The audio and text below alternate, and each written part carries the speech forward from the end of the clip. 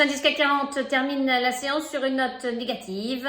Parmi les valeurs qui se sont distinguées ce mercredi, on retrouve Danone. Le groupe agroalimentaire vise pour 2023 une croissance de son chiffre d'affaires en données comparables comprises entre 3 et 5% et une amélioration modérée de la marge opérationnelle courante.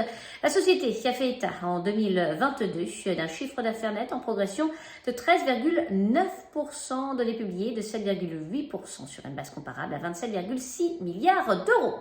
Le reste de l'actualité, Korian, leader de la prise en charge du grand âge et de la fragilité en Europe, a chuté après avoir accusé pour l'exercice 2022 un résultat net part du groupe en repli à 52 millions d'euros contre 113,8 millions pour l'exercice précédent, ressortant inférieur aux attentes de la communauté financière.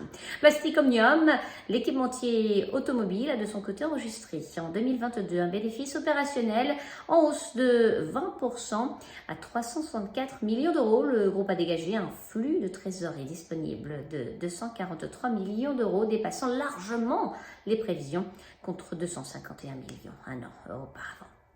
Stellantis, le constructeur automobile, a dévoilé pour l'exercice 2022 un résultat opérationnel courant en hausse de 29% à 23,3 milliards d'euros, dépassant les attentes. Le groupe anticipe une marge opérationnelle courant d'au moins 10% en 2023, alors que cet indicateur est ressorti à 13% en 2022.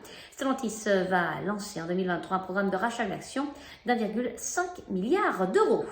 Et puis Covivio, la foncière, a chuté alors que les prévisions pour 2023 et son dividende pour l'exercice 2022 sont ressorties inférieures aux attentes. Enfin, JCDecaux, numéro mondial de la communication extérieure, a annoncé que sa filiale estonienne JCDecaux SIO a remporté un contrat exclusif de mobilier urbain publicitaire de 21 ans à Tallinn, la capitale de l'Estonie. À New York, Sabrina Cagliesi pour Trading Central. Je vous souhaite une très belle fin de journée à tous. À demain.